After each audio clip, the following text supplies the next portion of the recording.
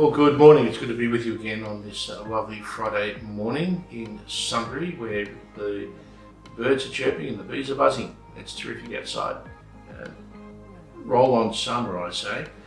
Anyway, just want to bring an encouraging word to you today.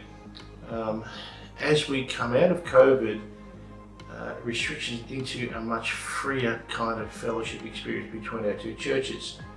Jesus once said these words. These are in John chapter 15, well-known passage. He said, "Remain in me as I also remain in you."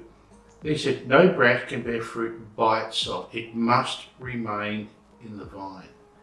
No branch can bear fruit by itself. It must remain in the vine. I've been thinking about that quite a lot. And over the next 2 or 3 weeks, you're going to see a lot of references to this little catchphrase, regather and reconnect, regather and reconnect. One of the things that's got our two churches through this COVID-19 experience, the shutdown experience, has been the commitment of so many people to remain connected. We all need connection. In fact, there's so many metaphors in the New Testament about the connectedness of God's people. Paul uses the body analogy, that we've all got different parts, we're all connected. Christ, the head of the body, is the head and so forth. We see the connectedness of the flock. We see the connectedness of God's family. We see the connectedness that's produced by the Holy Spirit in this thing called fellowship. And of course, our relationship with Jesus Christ is so important, and that can't happen without connectedness. So one of the underlying themes of the entire teaching about the church and the New Testament, God's people in the New Testament, is about connectedness to Christ and to each other. We, as Jess said, we've had so many wonderful leaders in our two churches that have got us through this COVID-19 experience because they have worked so hard at making sure we are connected. Some have had massive technological challenges and geographical challenges and so forth. So many people have remained connected, and some have drifted a little bit through all sorts of different circumstances, and no one's complaining about that. But this connectedness thing is so important to us, and what we have to be able to do is regather and reconnect as much as we possibly can over the next few months. We're going to set aside about 3 months just to do that, regather and reconnect.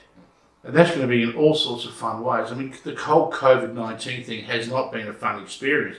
Well, we're going to have 2 or 3 months of really good fun experience as we connect in our connect groups in different ways, lots of fellowship, lots of hospitality, lots of special events, socialising and reconnecting as we regather everybody into our church families.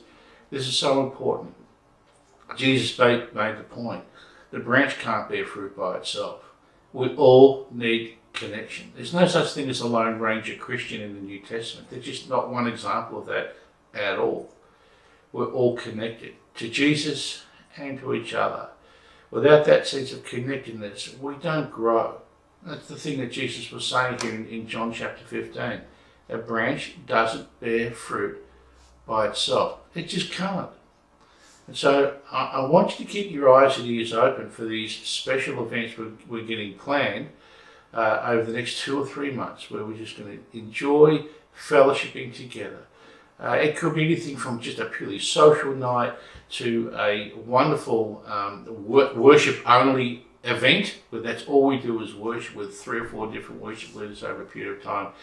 Opportunities to pray together, upper room experiences and so forth, as we've been hearing about, to really regather and reconnect and get our church back to a really healthy state.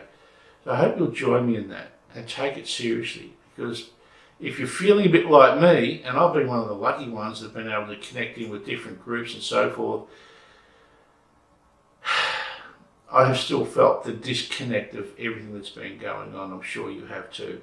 Well, let's put an end to that. Let's make this that little bit more effort to reconnect with each other as we are regathered by our leaders in special events. And let's get the creative juice of our fellowship, the flow of spirit happening once again as we do that. I'm so looking forward to 2020 being over and done with. Not consigned to the scrap heap of history, but over and done with. But I'm really looking forward to 2021 when this is behind us. and we're getting back to more and even better again. Well, may God bless you until we meet again in person, which is not too far away. See you soon.